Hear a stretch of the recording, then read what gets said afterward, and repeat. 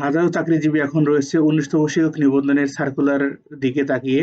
তো আজকের ভিডিওতে আমরা ১৯তম শিক্ষক নিবন্ধনের বিজ্ঞপ্তি কবে প্রকাশ করবে এ বিষয়ে এনটিআরসি এর চেয়ারম্যান কি বলেছেন এই বিষয়ে আপনাদের সাথে আলোচনা করব। তো আজকের ভিডিওতে আমরা মূলত এনটিআরসি নিয়ে আলোচনা করব। যারা আমাকে প্রথমবার দেখছেন তারা অবশ্যই চ্যানেলটি সাবস্ক্রাইব করে পাশে থাকা বেল আইকনটি প্রেস করে রাখবেন, যাতে করে পরবর্তী নতুন আপডেট সবার আগে আপনি পেয়ে যান। তো ভিউয়ার্স, আজকের ভিডিওতে আমরা মূলত এনটিআরসি এর নতুন বিজ্ঞপ্তিটা কবে আসতে পারে এই বিষয়ে এনটিআরসি এর চেয়ারম্যানের সাথে কথা হয়েছে, সে বিষয়ে আমরা আপনাদের সাথে আলোচনা করব।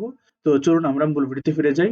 তো মূল ভিডিওতে ফিরে যাওয়ার আগে আবার রিকোয়েস্ট করব যে অবশ্যই বিরজা প্যাথ সলিউশনকে সাবস্ক্রাইব করে রাখবেন এবং ভিডিওটি ভালো লাগলে শেয়ার করবেন, যাতে করে অন্যরা দেখে উপকৃত হতে পারে। তো চলুন শুরু করা যাক। বেসরকারি শিক্ষা প্রতিষ্ঠানের শিক্ষক নিয়োগের ১৯তম বিজ্ঞপ্তি চলতি বছরে প্রকাশ করা সম্ভব নয় বলে জানিয়েছেন বেসরকারি শিক্ষক নিবন্ধন ও প্রত্যয়ন কর্তৃপক্ষ এনটিআরসি এর চেয়ারম্যান আমিনুল ইসলাম।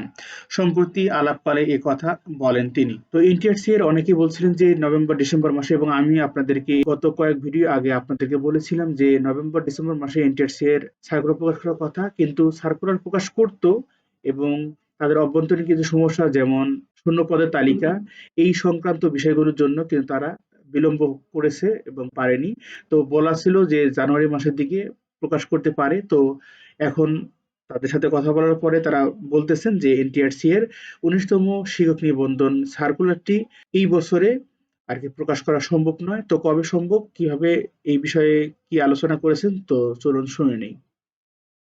এনটিআরসি এর চেয়ারম্যান বলেন, নির্বাচনের তফসিল ঘোষণা হয়ে গেছে। এখন বিজ্ঞপ্তি প্রকাশ করলেও আবেদন গ্রহণ সহ অন্যান্য বিষয় সমস্যা দেখা দিতে পারে।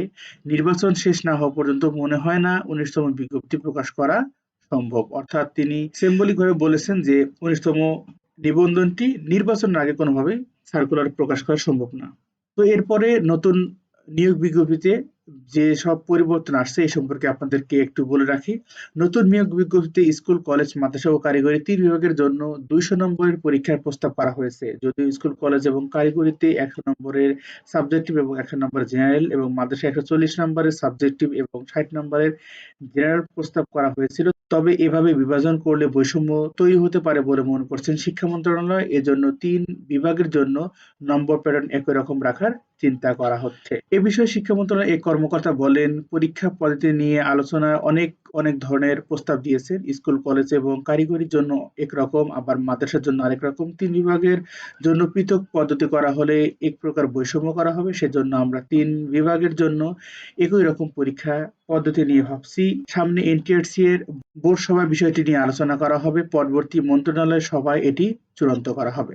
এর আগে এনটিআরসি নিবন্ধন পরীক্ষা কখনো প্রার্থীদের ভাইবা নম্বর যুক্ত করা হয়নি। প্রথমবারের মতো ভাইবা নম্বর যুক্ত করা হবে। উদ্যোগ নেওয়া হয়েছে এটি। নতুন বিধিমালা ভাইবার নম্বর যুক্ত করা হবে। এ ব্যাপারে ইতিবাচক শিক্ষা মন্ত্রণালয়। এছাড়া প্রথমবারের মতো ১৯তম নিবন্ধনের বিজ্ঞপ্তি প্রকাশের দিন থেকে বয়স গণনা করা হবে। অর্থাৎ যাদের বয়স ৩৫ বছরের মধ্যে থাকবে, সার্কুলার প্রকাশ করার দিন পর্যন্ত তারা কিন্তু পরীক্ষা দিতে পারবে এবং সুপারিশের জন্য বিবেচিত হবে। এর আগে যেটা ছিল না, এর আগে ছিল যদি আপনি পরীক্ষা দিতেন এবং পরীক্ষা দেওয়ার পরবর্তীতে যদি আপনার সুপারিশের দিন পর্যন্ত, অর্থাৎ গণবিজ্ঞপ্তি প্রকাশ করার দিন পর্যন্ত যদি আপনার বয়স ৩৫ বছর না থাকতো, তাহলে কিন্তু আপনি সুপারিশ হিসেবে নির্বাচিত হতেন না। এখন নতুন পদ্ধতি প্রণয়ন করা হয়েছে, যেখানে আপনার সার্কুলার প্রকাশের দিন যদি আপনার ৩৫ বছর থাকে এবং পরীক্ষার দিনে যদি আপনার ৩৫ বছর পেরিয়ে যায়, যদি সার্কুলার প্রকাশের সময় যদি আপনার ৩৫ বছর থাকে, তারপরেও আপনি কিন্তু সুপারিশের জন্য বিবেচিত হবেন। এটা অবশ্যই ভালো একটি দিক যারা বয়স শেষের দিকে তাদের জন্য। এ বিষয়ে মাওসী এ কর্মকর্তা বলেন, বিসিএস সহ সব ধরনের চাকরির পরীক্ষায় ভাইবা নম্বর যুক্ত করা হয়। আমরাও এনটিআরসি এর নিয়োগ পরীক্ষায় ভাইবার নম্বর যুক্ত করার মতামত দিয়েছি। ভাইবার নম্বর যুক্ত না হলে প্রার্থীদের মেধা যাচাই করা সম্ভব হয় না। আশা করছি আমাদের মতামত শিক্ষা মন্ত্রণালয় গুরুত্ব সহকারে বিবেচনা করবে।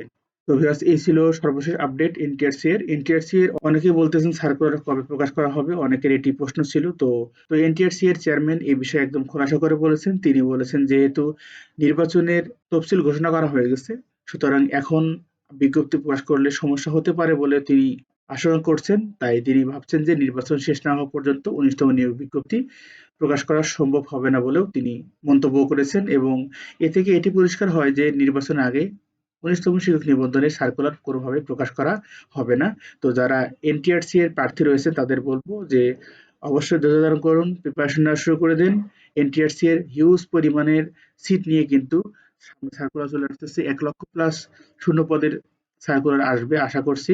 তো নিয়োগ পরীক্ষা কিন্তু কিছু পরিবর্তন এসেছে, সেই পরিবর্তনগুলো এখনো ক্লিয়ার হয়নি, যদিও তারা প্রস্তাবনা দিয়েছেন যে মাদ্রাসা জন্য এবং স্কুল কলেজ এদের জন্য 200 মার্কের পরীক্ষা হবে, তার মধ্যে 100 মার্কের হলো জেনারেল এবং 150 মার্কের হলো সাবজেক্টিভ হবে স্কুল কলেজ কারিগরিদের জন্য, এবং বাকি মাদ্রাসাদের জন্য হবে 200 মার্কের পরীক্ষা ঠিকই তো, কিন্তু 100 মার্ক হবে, 140 মার্ক হবে সাবজেক্টিভ এবং 60 নাম্বার হবে জেনারেল। তো এটাতে তারা অনেকেই ভ্যাটও দিয়েছেন যাতে বৈষম্য দূর হয়ে যায়, এবং তারা ভাবছেন যে বৈষম্যহীন একটি মানবন্টন তারা খুব দ্রুত প্রণয়ন করবেন।